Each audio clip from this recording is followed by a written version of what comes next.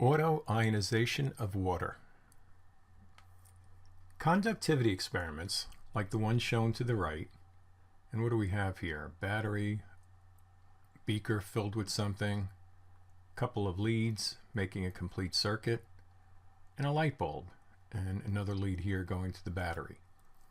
These are used to determine if a substance is an electrolyte. An electrolyte has ions when dissolved in water. It's a good definition. Even when pure water, a molecular substance, so there's nothing else in there, just water, there is still a very weak light. This indicates that pure water is a weak electrolyte and has a small number of ions present. These ions, again, pure water, nothing else in there, no minerals, no salts, no bacteria. So let's talk about the pure water again, sorry, got a little carried away. You form these ions when two water molecules, see the two, react to form a hydronium ion and a hydroxide ion.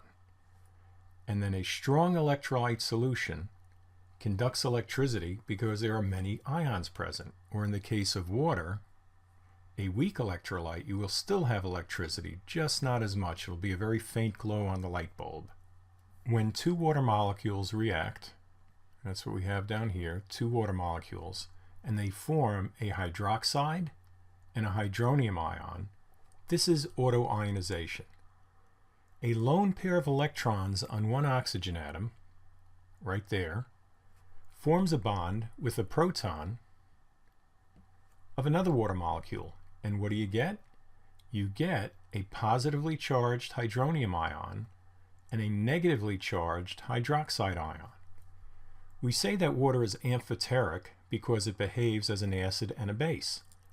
Characteristics of these amphoteric substances: water has a hydrogen atom and the oxygen atom has lone pairs. All right, here's the lone pairs for the oxygen atom. We're reviewing several things on this slide. We have a reaction here, the autoionization of water into hydroxide and hydronium. And the equilibrium expression for this reaction is, we have the products on top and the reactants on the bottom, and you can see the number here that comes from this coefficient, and the square brackets mean the molar concentrations of the species. That's this right here, square brackets. And we have K sub W. When we write equilibrium expressions, we omit the concentrations of pure liquids and solids because we just say their concentrations are constant. So here's a pure liquid, the water, so we cut it out. And we have this. This is how we write Kw. And Kw is known as the ionic constant of water. The equation, the ionic constant of water, which is Kw, equals the molar concentration of the hydroxide ion times the molar concentration of the hydronium ion. That applies to pure water and all aqueous solutions. As for all equilibrium constants, this value varies with temperature. We're just going to worry about the solution at 25 degrees Celsius. When you do electrical conductivity studies, you find out that this is the concentration of the hydronium ion and the hydroxide ion because equal amounts of hydronium and hydroxide are created, so their concentration is the same number here. So when we calculate the ionic constant at 25 degrees Celsius, we multiply these two numbers together and we get 1 times 10 to the minus 14th. And we're going to leave the units out here for a while. This work right here shows that the product of the hydronium and the hydroxide ion concentrations at 25 degrees Celsius in any aqueous solution will always equal this number. If we add an acid, where are we adding H pluses? If that's added to water, then a hydroxide concentration must reduce, so that Kw always stays this number.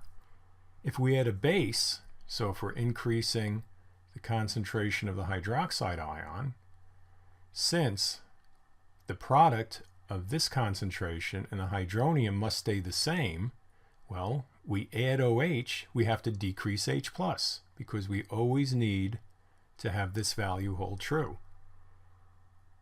So if we know the concentration of either hydroxide or the hydrogen plus, we can calculate the value of the other because the ionic constant of water, I'm going to put a big box on this one, the ionic constant of water is always 1 times 10 to the minus 14.